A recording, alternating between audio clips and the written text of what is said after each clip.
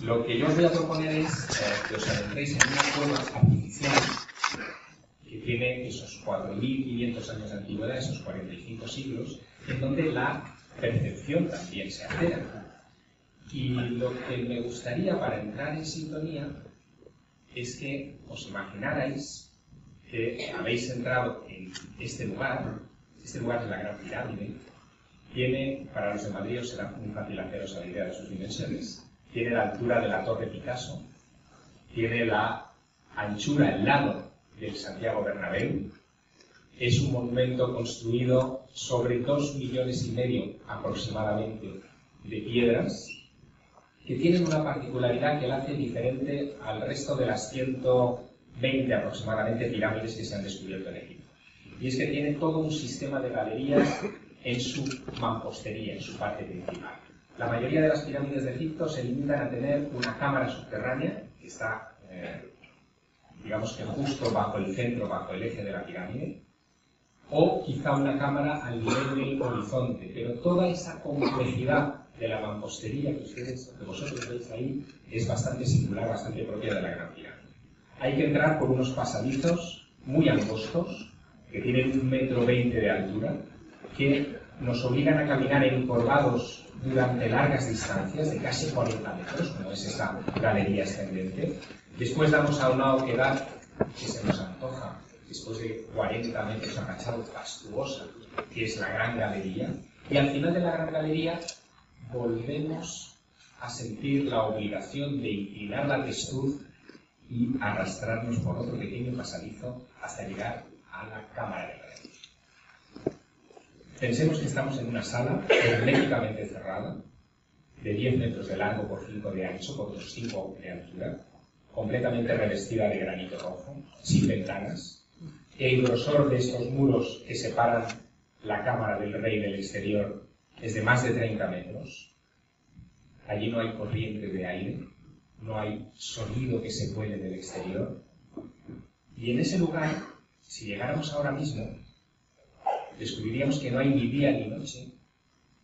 Y si cerráramos los ojos y simplemente comenzáramos a entonar un Om, que es algo que seguro que todos vosotros habéis hecho en algún momento, percibiríais esto.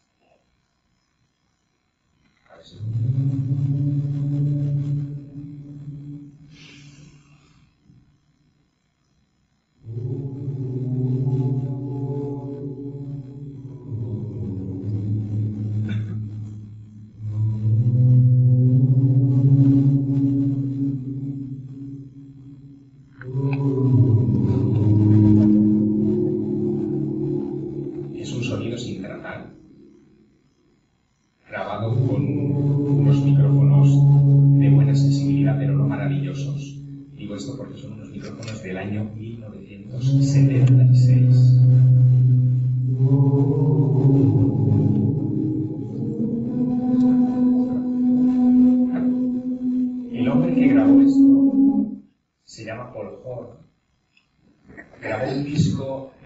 Inside the Great Pyramid, dentro de la Gran Pirámide.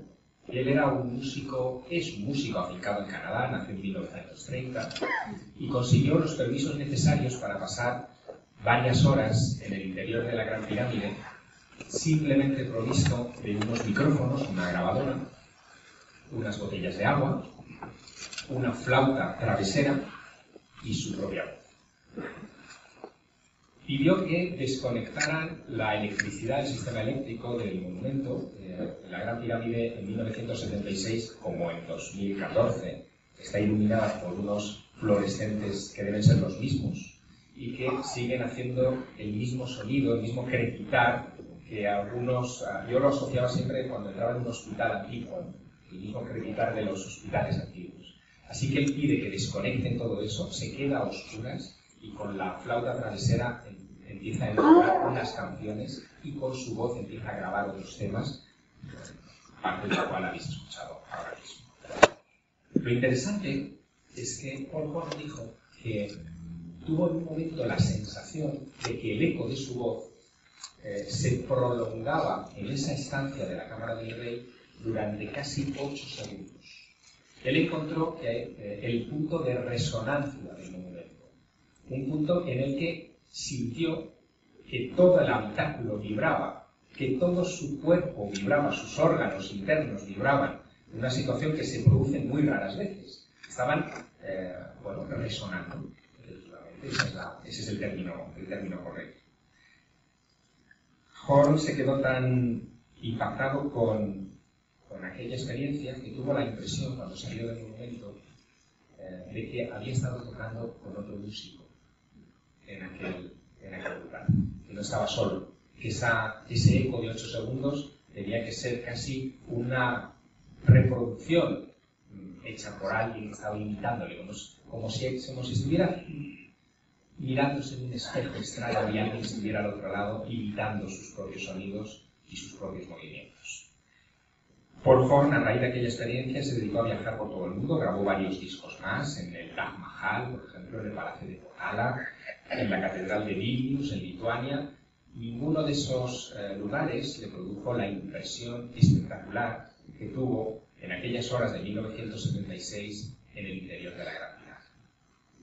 Y quiso pasar esa noche en la Gran Pirámide porque leyó un libro del que os hablaré dentro de un rato. Un libro de un autor llamado Paul Branton que se tituló El Egipto Secreto. Es un libro que los aficionados al esoterismo conocerán bien, sobre todo los de más edad. Es esa clase de libros que a España llegaban con cuentagotas en la transición, los importaba la librería Kier en Madrid, la editorial era Kier también en Buenos Aires. Y en ese libro Paul Brunton contaba también su experiencia.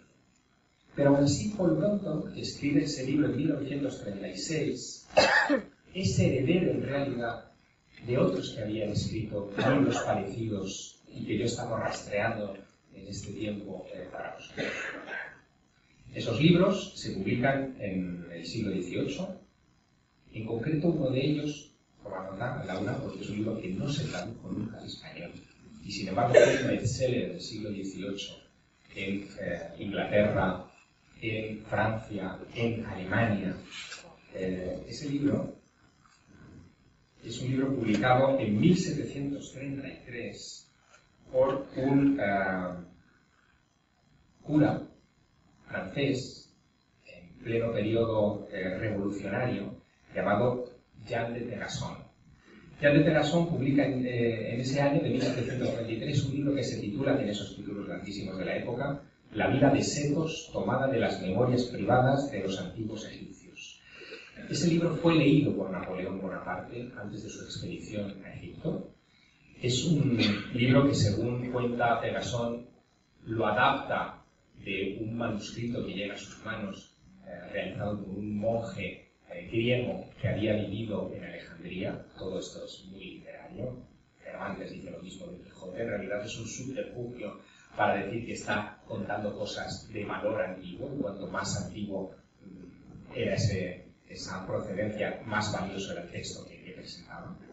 Y ese libro, esa vida de Setos, contaba la peripecia de un personaje, tal Setos, que había sido iniciado en el interior de la Gran Pirámide.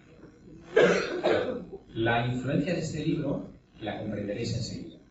El libretista de Mozart, que escribió La flauta mágica, leyó esta obra de Abad de Terrasson.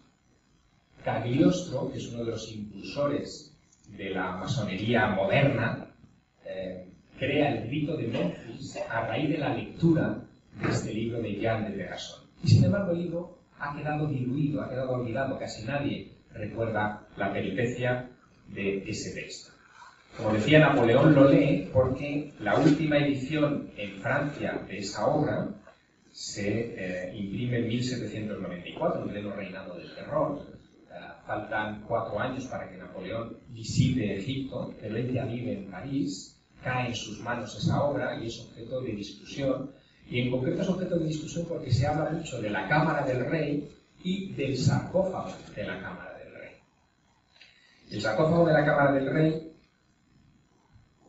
es el lugar donde Setos pasa la mayor parte de la peripecia que describe Jean de Terrasson en su libro. Es una peripecia muy curiosa porque Él, al llegar a la pirámide, dice que ve una inscripción que no existe, que dice lo siguiente, dice: cualquiera que decida tomar esta ruta, sin mirar atrás, será purificado por fuego, agua y aire, conquistará al miedo y a la muerte, será aupado desde el corazón de la tierra, verá la luz de nuevo y se ganará el derecho para preparar su alma para las revelaciones de los misterios de la gran diosa Isis. Se supone que Setos ve eso al entrar en la pirámide inscrito en la pared. Cuando entra en el monumento y llega hasta la cámara del rey, le piden que se tumbe en el sarcófago y allí se le manifiesta la diosa Isis. Es una manera alegórica, luego lo veremos, de describir lo que le pasará, porque inmediatamente se queda en una especie de vela. Paul Branton, cuando reproducirá eso mismo, hablará de viaje astral, de salida del astral. Él dice que se queda en una especie de dormevela y que inmediatamente le llevan a una serie de pruebas. Él tiene que pasar unas pruebas como, por ejemplo, caminar con una antorcha por los pasadizos de la Gran Pirámide y llegar a un lago que tiene que atravesar sin que se le apague la antorcha. No hay un lago en la Gran Pirámide. No hay agua ahí abajo. Y sin embargo, él describe con mucha vividez ese momento. Habla también de cómo tiene que cruzar por unos hierros incandescentes que Isis le ha puesto en el camino. En realidad, tanto los hierros como el lago son alusiones a los elementos. Estamos hablando del agua y del fuego. Pero lo interesante es que forma parte de un libro que se convirtió en manual para iniciadores. Muchos de los primeros masones utilizaron ese libro, que era una especie de novela, para construir sus ritos de iniciación. Hay analogías clarísimas entre lo que tiene que pasar Setos, que es casi una experiencia cercana a la muerte, en el interior de la cámara del rey, y lo que después contarán otros que pernoctaron y que ahora os presentaré en el interior de la Gran Pirámide. Cuando en 1733 este hombre, Jan de Persson, escribe el libro en cuestión, que se convierte en la guía de tantos masones en Europa, no existe la egiptología. No se ha traducido la piedra roseta. No sabemos lo que dicen los jeroglíficos. Hay una serie de personajes que han aparecido en la historia y que han interpretado los jeroglíficos a su manera. Tenemos al jesuita Anastasius Kirchner, que cree haber traducido los jeroglíficos, pero que sabemos que se los inventó. Tenemos a personajes como, por ejemplo, Marsilio Ficino, en pleno Renacimiento, cuya influencia desde la nueva escuela de Atenas que se estaba creando en esos momentos en el norte de Italia, llega a grandes artistas como Leonardo da Vinci o Botticelli o tantos otros. Este Ficino también cree haber traducido los jeroglíficos, pero tampoco es cierto, él se los ha inventado.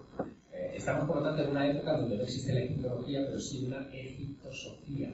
Es decir, hay un intento, un esfuerzo de comprender lo que nos han contado los antiguos egipcios en sus jeroglíficos y adaptarlo a la situación en la que se encuentra en ese momento Europa, que es de gran confusión.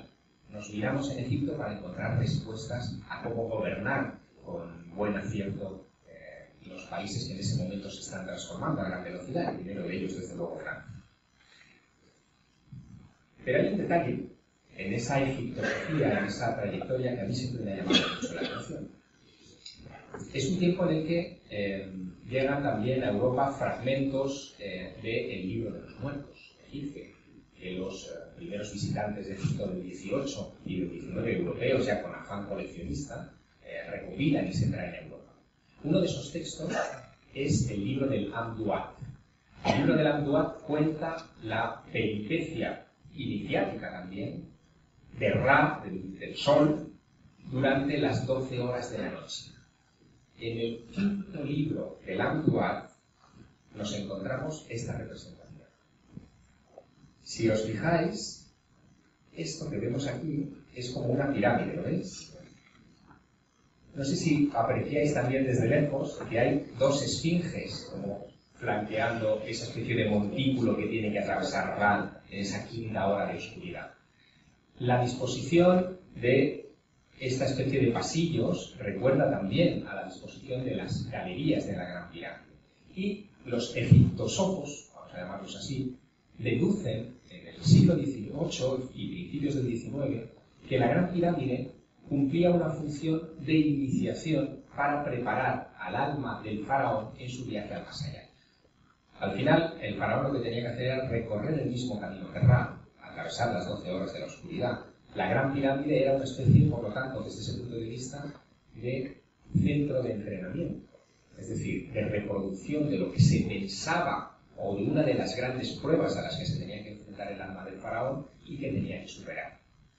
Y hombre, algo de eso hay cuando uno se queda encerrado a oscuras en el interior de la Gran Pirámide, porque uno tiene que pasar por ese tipo de pasillos angostos, uno tiene que vencer pruebas que son pruebas las más difíciles que existen, que son las pruebas de superar tus propios miedos, tus propias angustias, y si las vences, efectivamente el premio es salir fuera del monumento, que es volver a salir a la luz de Ra, volver a salir a la luz del sol. Por lo tanto, ver la pirámide como un lugar de iniciación no es tan desfácil.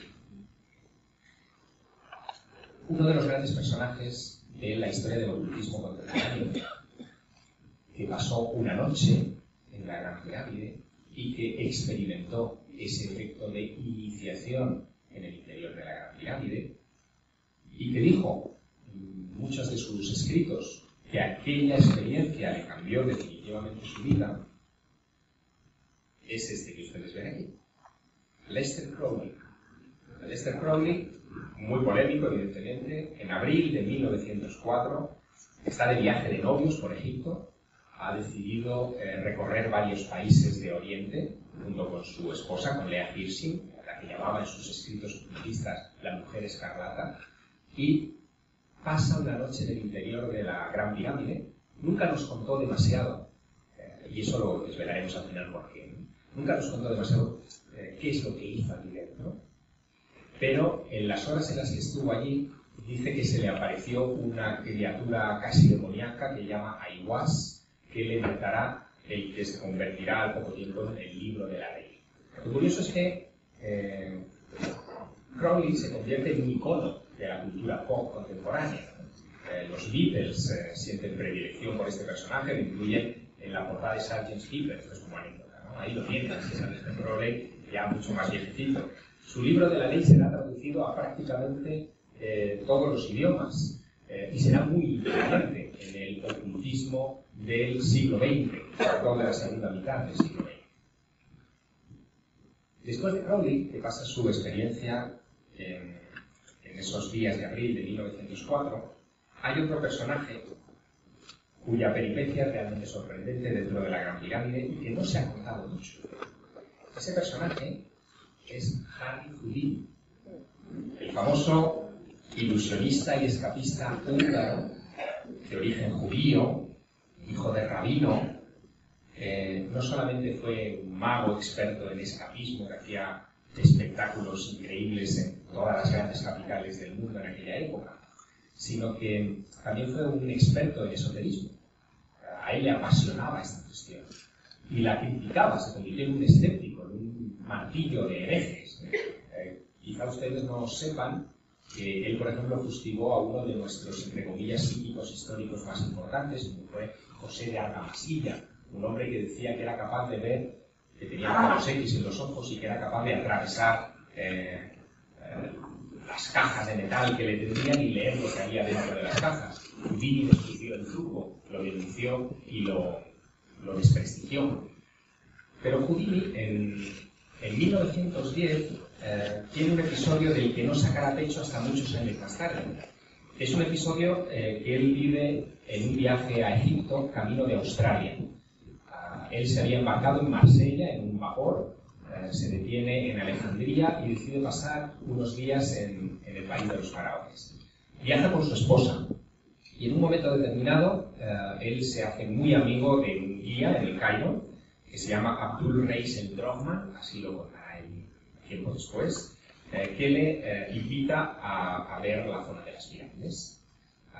Después de un día en las pirámides, lo que hacemos todos los turistas en el Cairo es irnos al Han Jalil, al mercado, y a distraernos un poco, tomar un poco de algo de té, cenar por allí. Bueno, pues Houdini hizo lo mismo, porque las cosas allí no han cambiado mucho.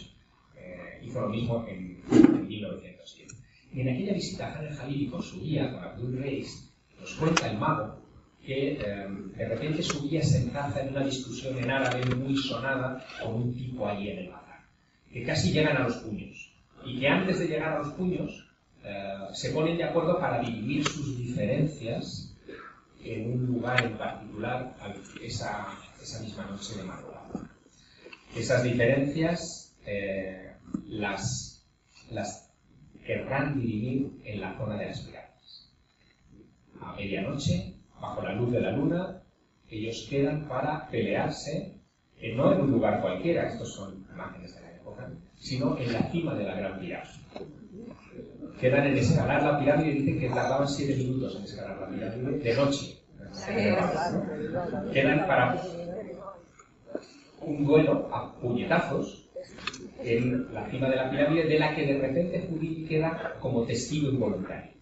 Houdini cuenta que cuando llegan a la base de las pirámides, con sus caballerías, con toda la escolta, se encuentran con un grupo de 20 beduinos, que eran los amigos del enemigo que se había echado su guía, y que de repente continúa la discusión al pie de las pirámides, pero de repente deciden sentarse en la arena, servirse una taza de té, esto también muy egipcio, servirse una taza de té, quedan tan amigos, y los dos antagonistas empiezan a mirar a Houdini con ojos malvados.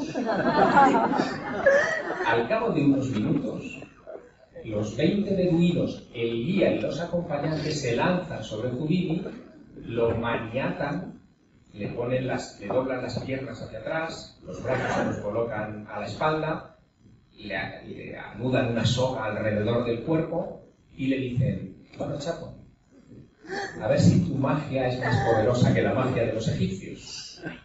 Y lo cuelgan por un pozo, y él no sabe decir dónde está, lo han vendado también, lo cuelgan por un pozo y lo dejan en el fondo del pozo. Houdini cuenta en un relato, con espanto, cómo es esta penitencia. Él logra soltarse de las amarras poco a poco, porque no quiere llamar la atención. Claro, los otros le tienen cogido desde arriba. Si se mueve muy violentamente van a descubrir que está intentando zafarse, y puede ser peor el remedio que la enfermedad, y piensa que lo van a matar. Logra zafarse, más o menos como puede, y finalmente cuando pasan una serie de horas y se ha liberado, él pierde el miedo a salir del agujero en el que está, que cree que está muy cerca de la Gran Pirámide, y al emerger descubre que no hay nadie de esos beduinos que han estado allí, pero está la policía esperándole. Le detienen, él le cuenta la peripecia, le hacen dar una declaración para ver qué hacía él, un extranjero, en la zona de las pirámides de noche, y ahí se acaba esto. Él publica este relato extraño en Weird Tales, que es una revista norteamericana, en 1924. El relato inmediatamente reproducido en antologías y en otros libros, pero lo que no se sabrá hasta casi 10 años más tarde es que el relato no lo había escrito él, sino que para escribirlo había contratado a un negro. Esto también en el mundo literario a veces se da, ¿no? Ese negro era un jovencísimo escritor, muerto de hambre entonces, que cobró $100, el equivalente a unos 1.000 euros, para que os hagáis una idea, es decir, bien, buen premio por escribir ese relato, que se llamaba H.P. Lovecraft. Lovecraft publicó este relato, después se recoge en sus antologías, se titula Under the Pyramids, es un relato maravilloso que si tenéis ocasión de buscar, lo encontraréis incluso en castellano en internet. Es una experiencia muy vívida que él evidentemente le da el toque de Lovecraft a esta historia, pero lo que me interesa de ese relato, lo que me interesa más destacar de ese relato, son algunos detalles de lo que ocurre allí dentro. Una vez que Houdini dice que es abandonado en el fondo del pozo, maniatado, amordazado, vendado, él dice que se produce en su cabeza y digo palabras textuales, que son de Lovecraft, cataclismo mental.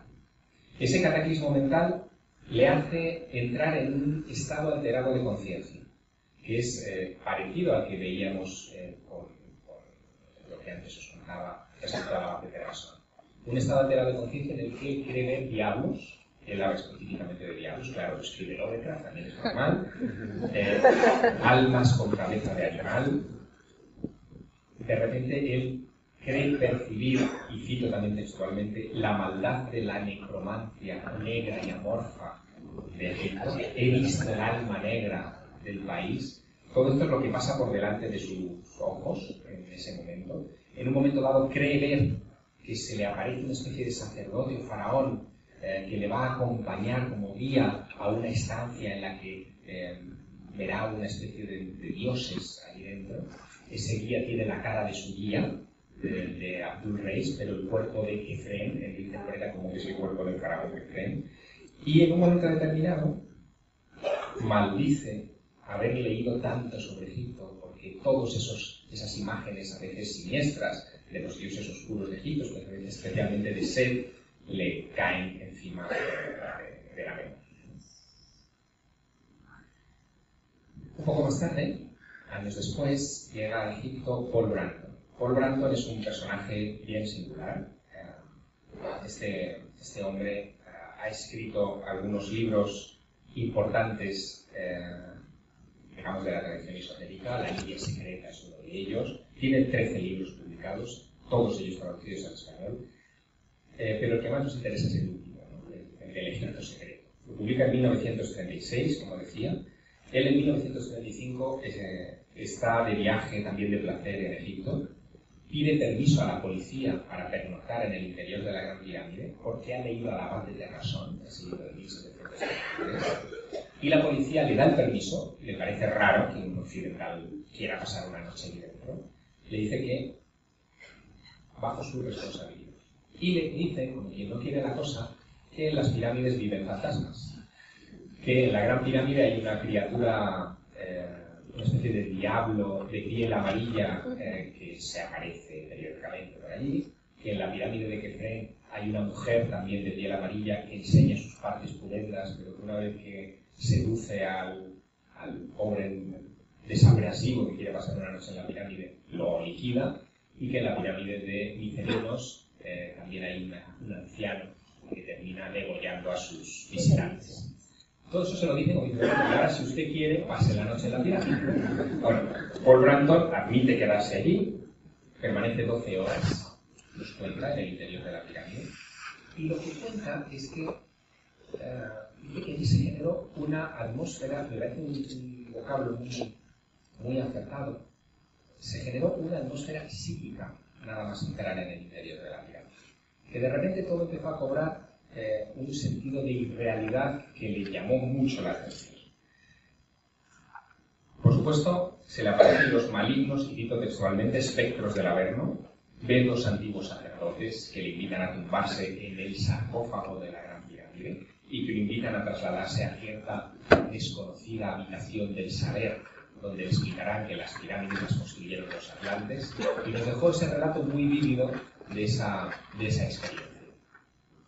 La verdad es que cuando uno compara los elementos fundamentales de la experiencia de Houdini o de Paul Branton sobre lo que ven allí, lo que se encuentran allí, y el efecto que provocará en ellos la salida a la luz después, no puede uno más que acordarse, y desde luego yo lo hago, de lo que le pasó al pobre de Napoleón Bonaparte en 1799.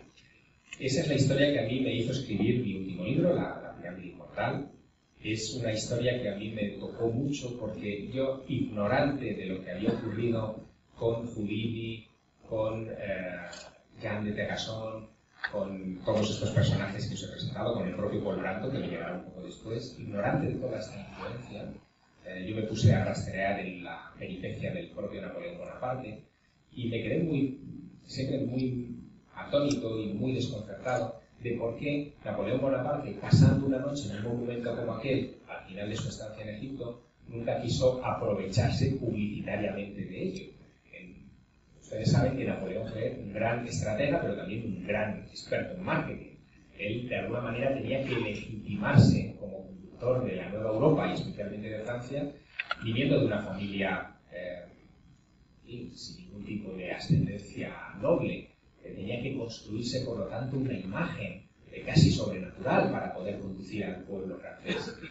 La experiencia de Egipto le sirve para ello, pero la experiencia de la Gran Pirámide, por alguna razón, la arrancó. Lo único que sabemos que dijo al salir de la pirámide es que, aunque contara lo que le pasó allí aquella noche, nadie le iba a creer. Y nunca dio cuenta de ello, ni en sus cartas personales, ni cuando dictó sus memorias en la isla de Santa Elena a Emmanuel Las Casas, que fue su biógrafo. Jamás dio un solo detalle de las horas que debieron ser perturbadoras, porque parece que pasó Napoleón en la Gran Pirámide.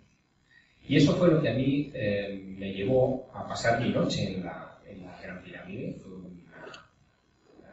una serie de circunstancias azarosas las que me llevaron a pasar unas horas en el interior de la pirámide solo. Y puedo hablar por experiencia propia de lo que a mí me pasó. Yo no vi los diablos de Houdini ni los de Paul Brandon, pero casi, porque en un lugar como ese, a lo que uno se enfrenta es efectivamente a sus propios diablos. Ahora, lo que quiero contarles, y es la clave de todo este asunto, es que efectivamente la Cámara del Rey de la Gran Pirámide ejerce una influencia iniciática incuestionable. En las horas que yo pasé en la Gran Pirámide, hubo un momento que fue muy definitivo. Yo había, como en su momento el músico, como Paul Horn, había subido con unas botellas de agua, un paquete de galletas y una linterna, me olvidé la flauta, pero bueno, casi. Y una vez que estuve allí dentro y se me acabó la batería de la linterna, no tomé la prudencia de llevar baterías de repuesto, para algo soy de Teruel y...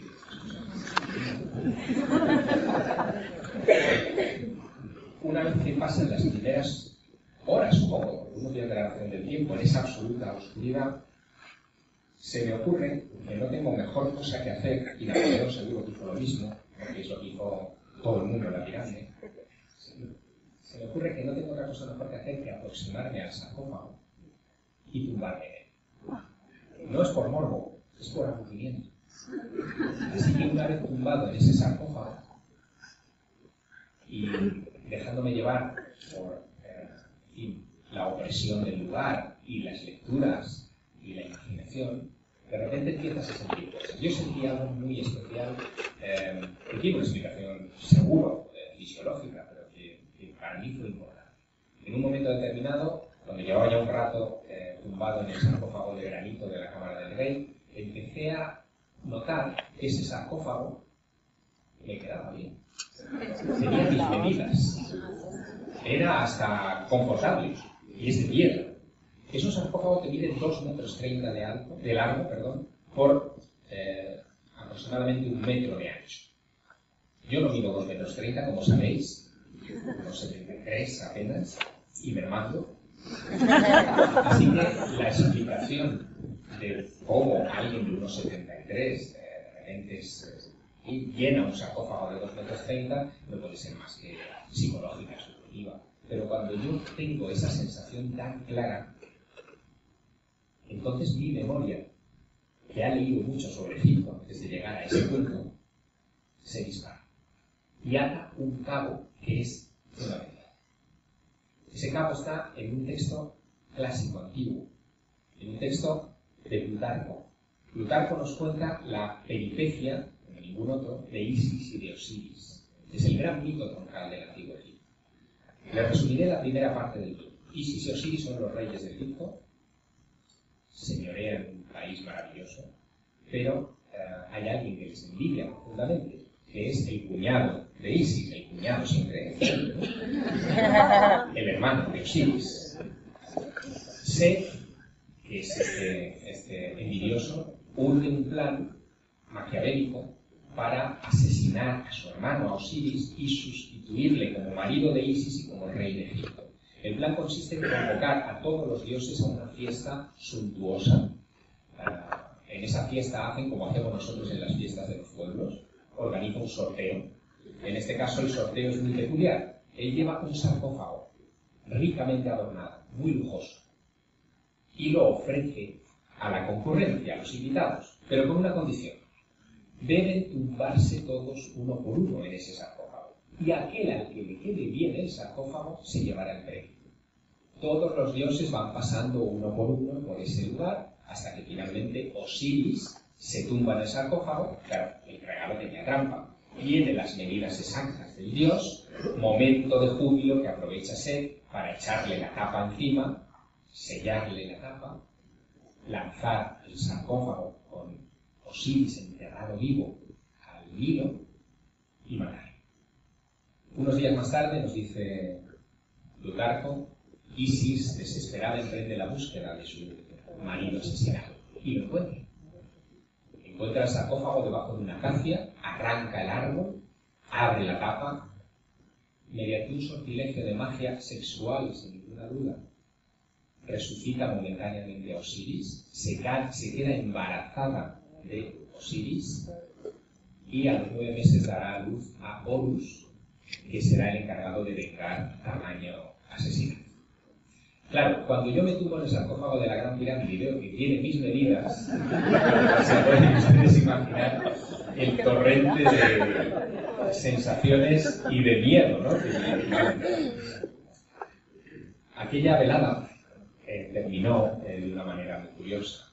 Yo escuché cómo alguien entraba en la pirámide, claro, el silencio sepulcral de aquel lugar, los fluidos viajan a gran velocidad. Yo noto que alguien está entrando para venir a buscarme después de esas horas allí en soledad. Y yo estoy ya desesperado por salir de la Gran Pirámide. Así que emprendo el viaje de salida a oscuras, precipitadamente, para huir del monumento. Tengo que bajar por la gran galería, por el tubo descendente, me tropiezo, me golpeo. Yo soy tradicionalmente torpe con las escaleras, pero claro, a oscuras, de allí, que todos son rampas, me magullo en ese intento de salida, sufro, y finalmente cuando ya empiezo a gritar, estoy aquí, ya, sacadme, yo salgo ya de la Gran Pirámide, observo al fondo la entrada actual a la Gran Pirámide. La entrada actual a la Gran Pirámide es una brecha. Es un agujero que se hizo en el siglo X por los musulmanes, ¿no? para entrar en el monumento. Veo la luz en muchas horas. Es decir, estoy viendo la luz del amanecer allí en la meseta de Giza. Salgo fuera, me da el golpe de aire fresco por primera vez en muchas horas también. Y en ese momento comprendo para qué sirve la vida. Es ese instante en el que al poner el pie en la meseta de Giza descubro que estoy vivo. Que he estado muerto ahí dentro. Que efectivamente me ha pasado como a Osiris. He estado enterrado en vida. He reproducido sin saberlo todo el proceso de Osiris allí dentro. Y de repente me pregunto si el abad de Terrasson, en 1733, no tendría razón realmente. Y la Gran Pirámide, lejos de ser una tumba, era una, fíjense la diferencia, una escuela para la tumba. Es decir, si ese lugar no sería un punto en el que se aprendía a morir y se aprendía a volver a la vida. Si ese mito de Isis y de Osiris, en el que Osiris resucita, no sería también el eco de algo que nosotros podemos hacer. Pregúntenle a ustedes después, en el descanso, al doctor Gaona, por los que han pasado por las experiencias cercanas a la muerte. Hay algo a lo que le pierden definitivamente el miedo. El miedo que es una clase de miedo que es atávico, que viene con nosotros de serie, que forma parte de nuestra especie y que justifica muchas de las cosas absurdas que hacemos. Es el miedo a la muerte. El que ha pasado por una experiencia de muerte, como esa tan impactante, y de resurrección, como esa tan impactante, y pierde ese miedo a lo desconocido que significa la muerte, porque sabe que hay algo más. Su código genético se ha transformado de alguna manera, con esa peripecia, con esa vivencia, con esa iniciación, porque, en fin, eso lo sabéis todos aquí. En realidad, la iniciación, desde los orígenes de la humanidad, desde los chamanes que ha estado persiguiendo el doctor Gaona en las cuevas del norte de España hasta nuestros días, no es sino un proceso en el que reproducimos la muerte, la vencemos y nos damos cuenta que estamos vivos y aprovechamos el tiempo de la vida, que es a lo que yo, señoras y señores, amigos y amigas, os invito a Ese es el mensaje de esas iniciaciones, de la noche de Napoleón en la Gran Pirámide persiguiendo el sueño de la muerte, de lo que cuento en mi novela y de lo que me gustaría que os llevarais como pequeña moraleja a casa. Aprovechar la vida, porque luego hay más vida. Es el viaje que los egipcios llamaban del 1.000.000 de años. Así que hagamos bien las maletas y disfrutemos.